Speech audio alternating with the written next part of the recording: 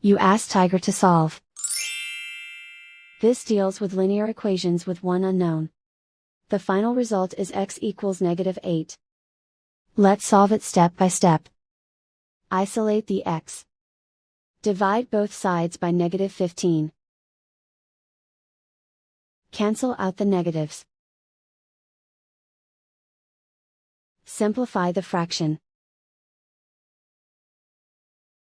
Move the negative sign from the denominator to the numerator.